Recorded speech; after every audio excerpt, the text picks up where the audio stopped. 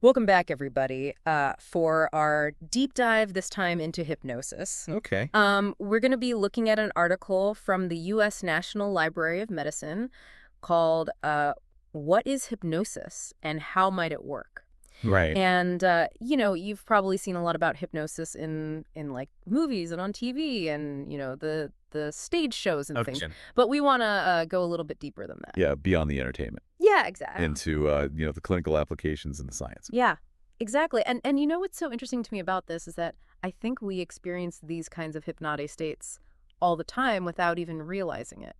Absolutely. Yeah. Yeah, we encounter trance states in our daily lives very often. Yeah. And think about those times when you get completely absorbed in a book or lose track of time working on a project Yeah. or even find yourself zoning out during a long drive. Yeah, like I've had that. These are all examples of how we naturally shift our attention Yeah. and enter states of focused awareness, Yeah. similar to what happens in hypnosis. Yeah. So true. Yeah. So how would scientists define it then?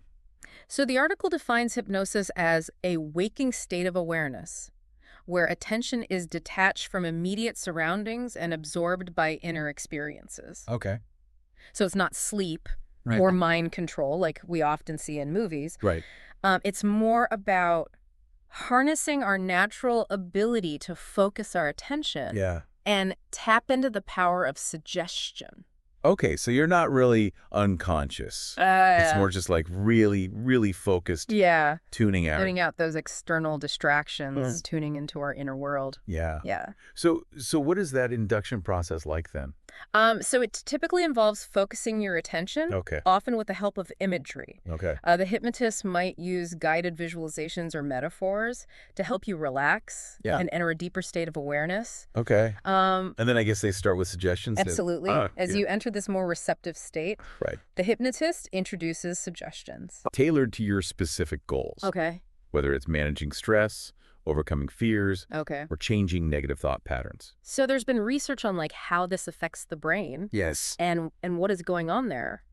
So what's fascinating here is that research shows hypnosis actually shifts brain activity, Okay.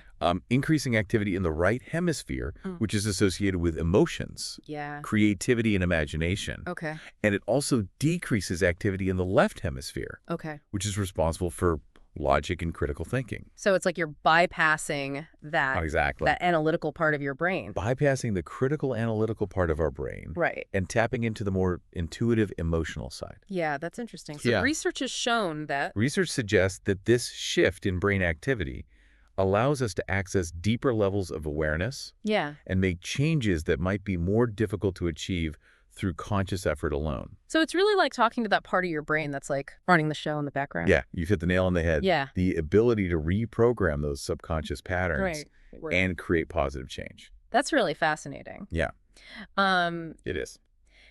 Okay, so we've talked about, this relaxed state and what's happening in the brain, but how does that translate to like real world applications? Like how is this being used in therapy? So one of the most promising applications is in pain management.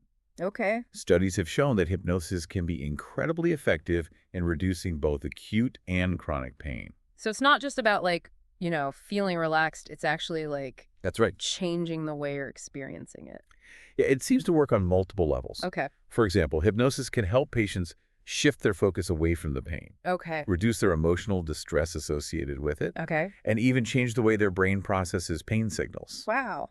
The article even mentions a study Yeah. where hypnosis was used with burn victims, and it significantly reduced their pain levels during dressing changes. Wow. That's incredible. So how does that work? Like when you're shifting the focus, is it just like a distraction technique? It's more than just distraction. Okay. Remember how we talked about accessing the right brain? Yeah. Hypnosis allows patients to tap into their imagination Yeah. and create a more pleasant internal experience. Okay. They might imagine themselves in a peaceful place, I love that. visualize their pain melting away, Yeah. or even use metaphors to reframe their perception of the pain. So it's like they're almost taking control instead of being like a victim to it. Absolutely. Yeah. Hypnosis is also being used to treat anxiety disorders, Okay. phobias, and even addictions. Oh, wow. For example, someone with social anxiety might use hypnosis Okay. to visualize themselves confidently navigating social situations, Oh, okay. gradually reducing their fear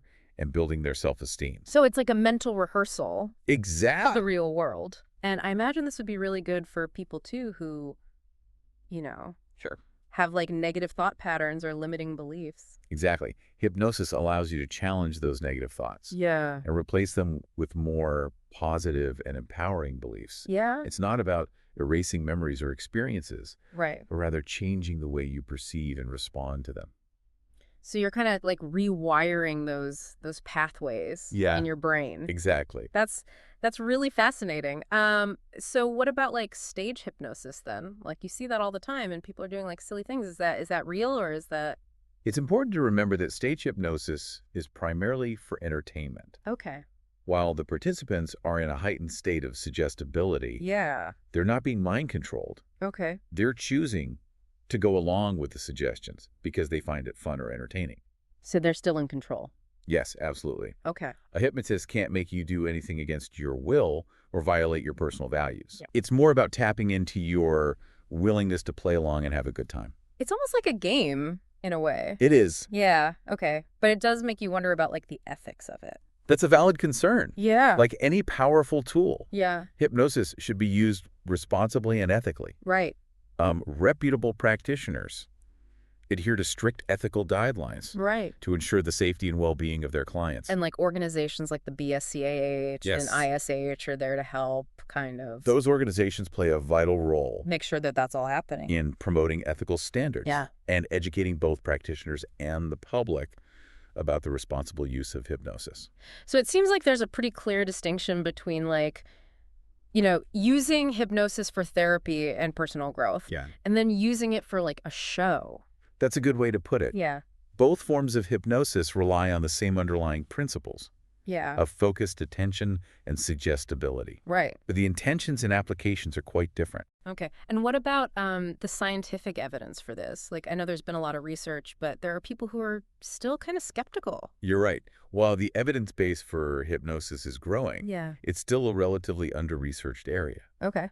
And this lack of research funding contributes to the public's perception of hypnosis as pseudoscience, hindering its acceptance within mainstream healthcare. Interesting. It's a bit of a catch-22. Yeah. More research is needed to validate its effectiveness, Right. but securing funding for that research is challenging Yeah. because of the lingering skepticism. So it needs more research, but it can't get the research. Right. Because people are skeptical. Exactly. That's so interesting. Yeah, that is really interesting. So can anybody learn how to use this? Like, is there such a thing as self-hypnosis? Absolutely. Okay. Self-hypnosis is a real thing, and anyone can learn these techniques with practice. Oh, wow. You can actually train yourself to enter this state at will, Okay. to manage stress, pain, and even improve performance. So you don't need like a Yeah, think of it as tapping into your own inner resources Yeah. to create positive change. You don't need like a swinging pocket watch or anything. No, you don't need a swinging pocket watch or a mysterious hypnotist Okay, to experience the benefits. that's great. There are many reputable resources and training programs available. Okay. And the article mentions organizations like the BSCAH and ISH. Right. That's great places to start. Okay. They offer guidance on how to use self-hypnosis safely and effectively. I think a lot of people would be intimidated by it, but if they knew that they could do it themselves, they might be a little bit more open to it. It can be. With self-hypnosis, you're in complete control of the process. Right. You choose the suggestions, the imagery, and the pace that feels right for you. Yeah. It's like having a personalized toolkit Okay. for managing your mental and emotional well-being. That's a really great way to put it. I like that. So it seems like this would be a really good skill to have, especially like in today's world where everything's so fast-paced and stressful. It is, and the beauty of self-hypnosis is that it can be integrated into your daily routine. Okay. You can use it for a few minutes before bed to promote relaxation and sleep, Okay. or during the day to manage stress or boost your focus. Right. It's about finding what works best for you. Yeah. So we've talked about a lot of really interesting things about hypnosis. Do you have like one big takeaway for our listeners today? I think the biggest takeaway is that hypnosis is a powerful tool for accessing and influencing the subconscious mind. Yeah. It's not magic or mind control, Right. but a scientifically validated technique with real therapeutic benefits. Yeah. And we really need to get past those stereotypes Absolutely. Yeah. about it being, mind control or whatever. It's about time we move past those outdated stereotypes Yeah. and embrace the potential of hypnosis as a valuable tool Yeah. for personal growth and well-being. So for all of you listening out there, now that you know that it's not just a stage show, what are some of the ways that you think you could use this, to improve your life or manage stress or anything like that? We would encourage you to keep exploring the world of hypnosis. And we'll see all of you next time.